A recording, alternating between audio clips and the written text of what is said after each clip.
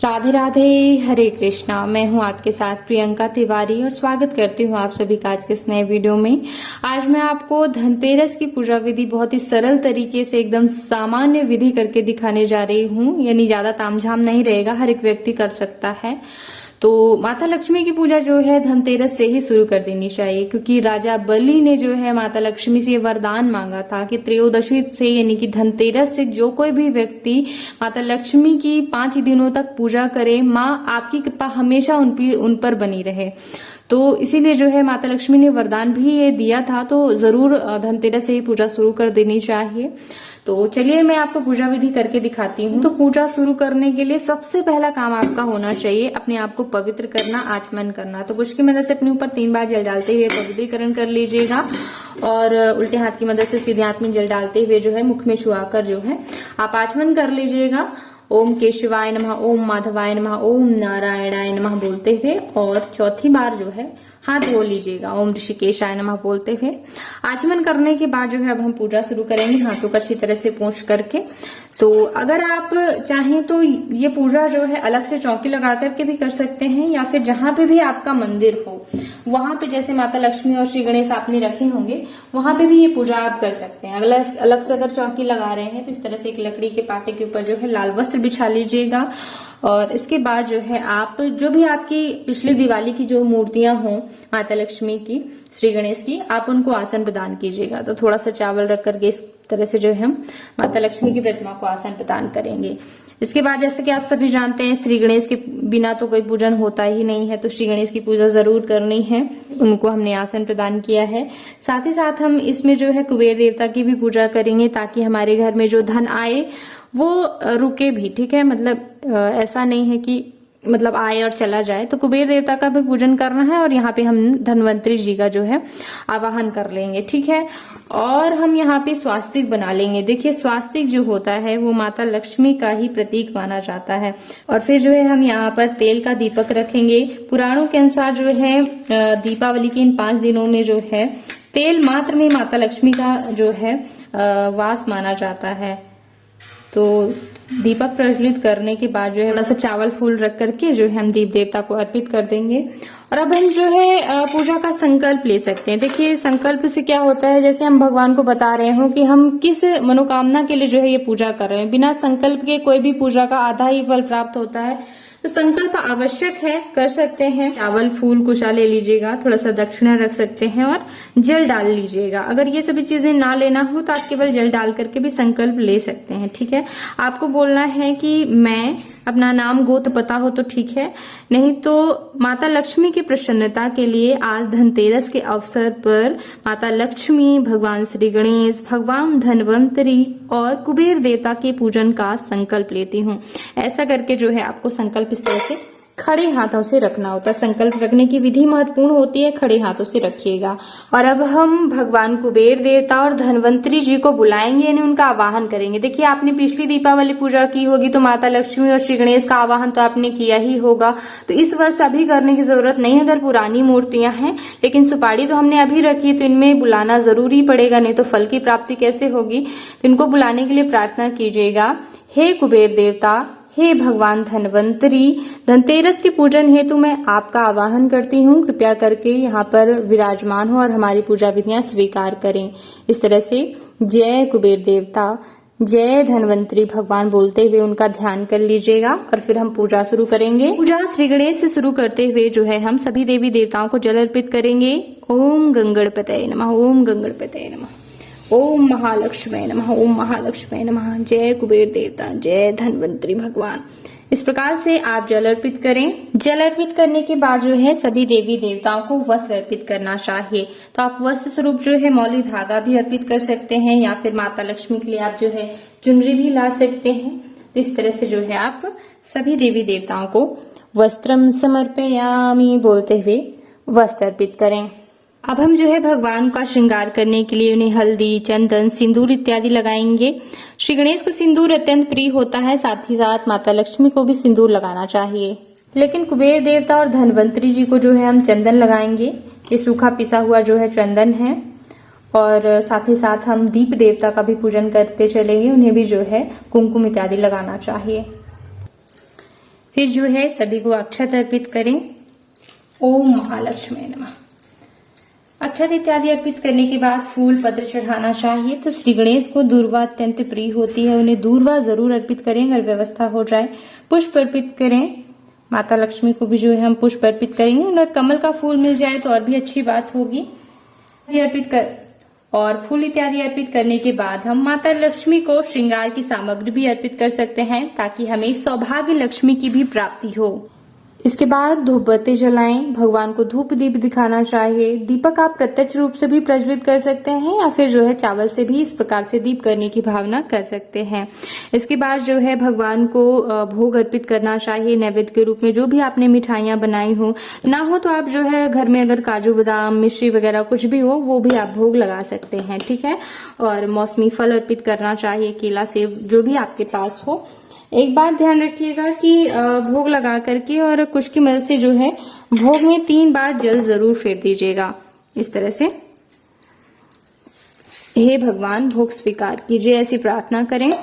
तो सभी को भोग इत्यादि अर्पित करने के बाद जो है आप जैसे कि इस खास दिन भगवान धन्वंतरी को जो कि वैद्य माने जाते हैं उनको औषधियां अर्पित करनी चाहिए। जो भी आपको लगे कि ये चीजें औषधि है, नई हो, तो आप वो जरूर अर्पित करें। जैसे कि एलोवेरा वगैरह हो गया, औषधि के रूप में जो भी चीजें अर्पित की जाती हैं। और इस दिन जो है धनिया अर्पित करने का विशेष महत्व होता है।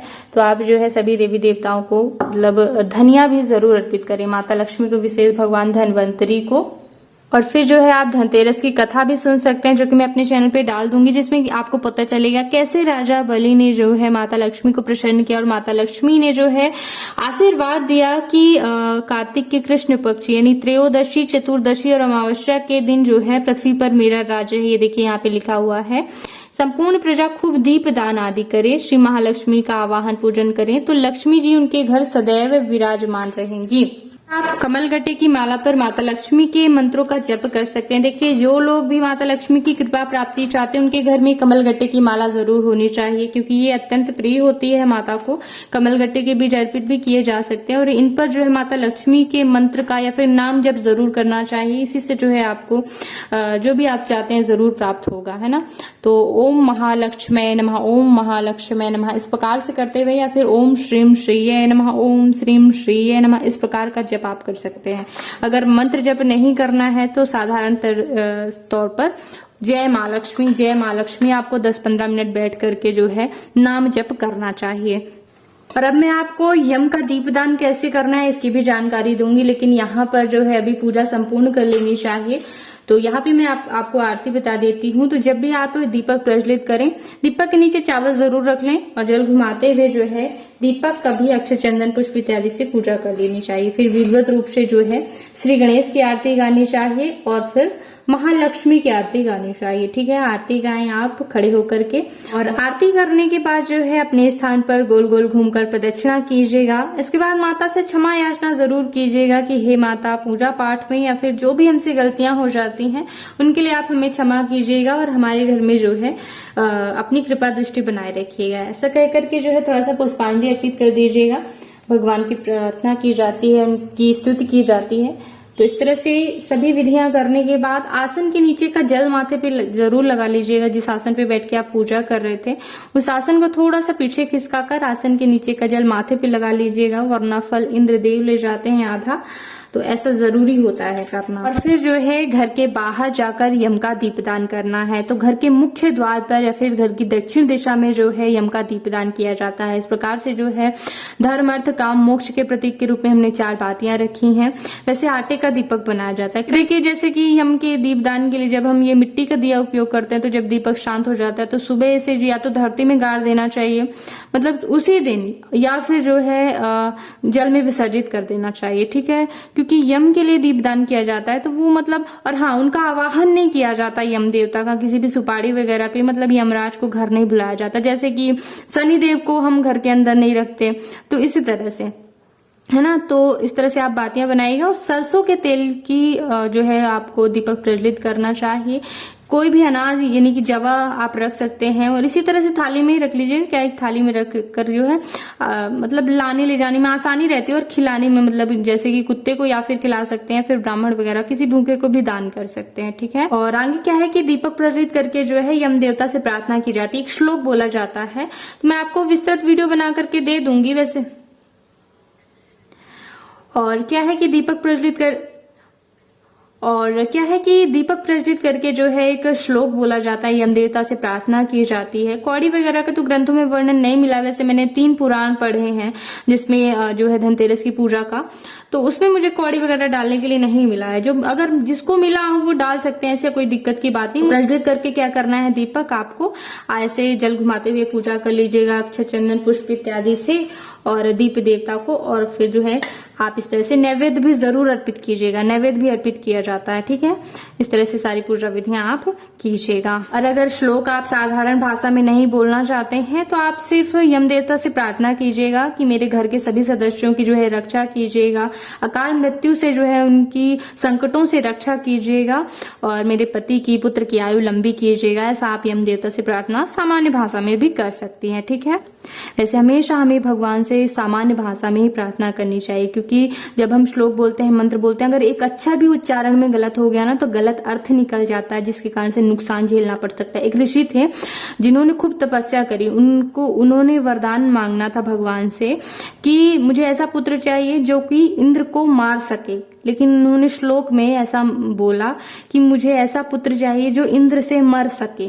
अब इतना गलत उच्चारण हो गया और भगवान ने तथास्तु भी कह दिया, तो फिर उनका पुत्र जो है पैदा भी हुआ, फिर इंद्र द्वारा मारा गया। तो ऐसा इसलिए श्लोक वगैरह बोलने में थोड़ा सा गलती बिल्कुल नहीं करनी चाहिए। ठीक है। एक अक्षर से गलत हो जाता है। तो इस तरह से दीप दान करके आप जो है फल वगैरह वैसे आप ग्रहण कर सकते हैं, पूरे परिवार में बांट सकते हैं। इसके अलावा भी कई लोग इस दिन जो है 13 दीपकों का दान करते हैं, लेकिन जैसे कि मैं ग्रंथों से पढ़ती हूँ तो नारद पुराण, पद्म पुराण में मैंने धनतेरस से संबंधित जानकारी ली है, तो उसमें मुझे 13 दीपकों का वर्णन नहीं मिला है, इसलिए मैंने जो है ये विधि आपको नहीं बताई है।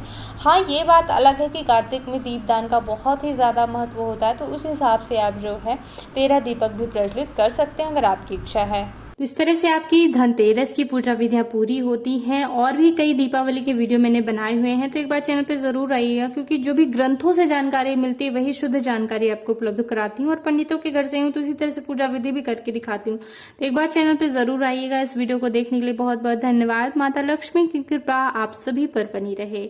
जय माँ लक्ष्मी।